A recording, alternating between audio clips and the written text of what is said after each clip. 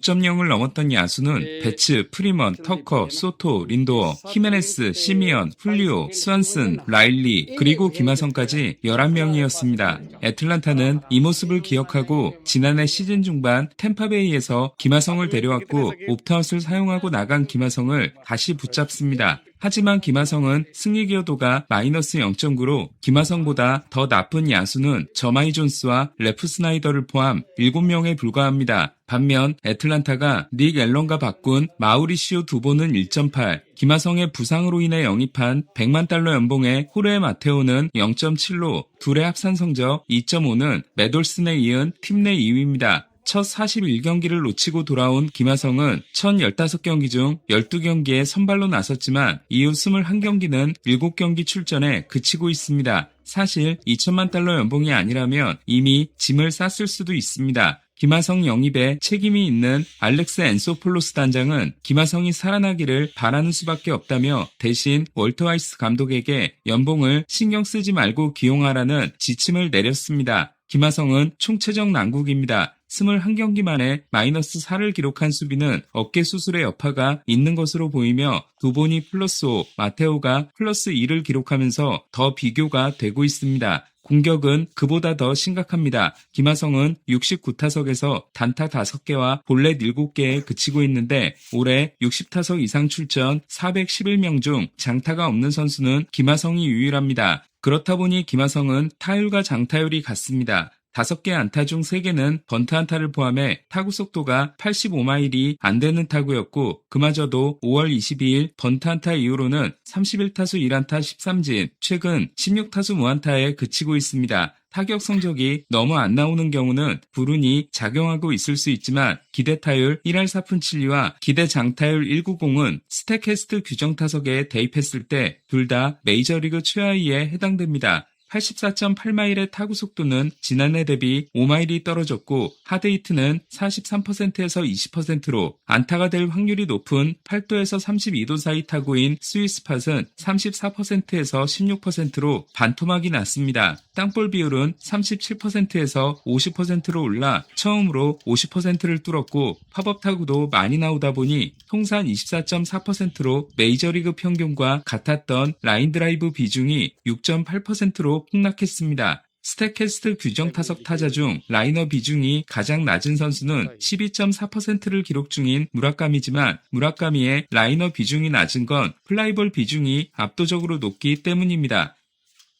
김하성이 미들 인필더로서 정상급의 수비력과 함께 공격력도 나쁘지 않았던 비결은 성구안이 결정적이었습니다. 김하성은 2024년에 58볼넷 77삼진으로 정상급의 볼삼비를 보여줬는데 하지만 2024년과 비교했을 때 삼진율이 16.4%에서 26.1%로 10% 가까이 늘었습니다. 그동안 삼진율은 데뷔 시즌을 제외하면 20% 아래로 잘 유지되고 있었습니다. 현재 김하성은 타구의 질도 너무 나쁘고 성구안까지 흔들리고 있습니다. 한 가지 이상한 부분은 오히려 배트 스피드는 커리어 하이를 찍고 있다는 겁니다. 메이저리그 진출 후 점점 더 근육량을 늘린 김하성은 지난해 평균 70.5마일을 기록해 처음으로 70마일을 돌파했습니다. 배트 스피드가 처음 측정된 2023년은 67.6마일로 하위 5%였습니다. 올해 김하성의 배트 스피드는 71.9마일로 더 늘어나 상위 52%가 됐습니다. 이상적인 어택 앵글의 비율도 58.7%로 크게 늘어 이론적으로는 더 좋은 스윙을 하고 있습니다. 배트 스피드와 어택 앵글을 조합하면 코리시거와 판박입니다. 하지만 김하성은 2023년 상위 16%였으며 지난해도 비슷했던 정타율이 31.8%에서 16.5%로 폭락했습니다. 정타율은 타자가 타구에 힘을 얼마나 효율적으로 전달했는지를 알려주는 지표입니다. 배트 스피드와 구속을 고려했을 때 이론적으로 가능한 최대 타구 속도의 80% 이상을 구현하게 되면 정타를 만들었다고 합니다. 즉 배트 스피드가 빨라도 배트의 중심에 제대로 맞히지 못하면 좋은 타구가 만들어지지 않게 됩니다. 이 부분에서 가장 눈에 띈 선수는 이정우입니다. 이정우는 지난해 34.9%였던 정타율을 올해 37.3%로 더 끌어올려 상위 2%를 유지하고 있습니다. 배트 스피드는 하위 8%지만 자신의 배트 스피드로 구현할 수 있는 최대치의 타구 속도를 만들어내고 있는 겁니다. 반면 김하성은 공에 너무 위를 치거나 너무 밑을 치는 비율이 지난해까지 59% 전후를 유지하다가 올해 75%가 되어버렸습니다. 즉 김하성은 배트 스피드를 높였는데 컨택이 사라져버린, 투수로 따지면 강속구를 던지지만 제구가 안 되는 경우라고 할 수 있습니다.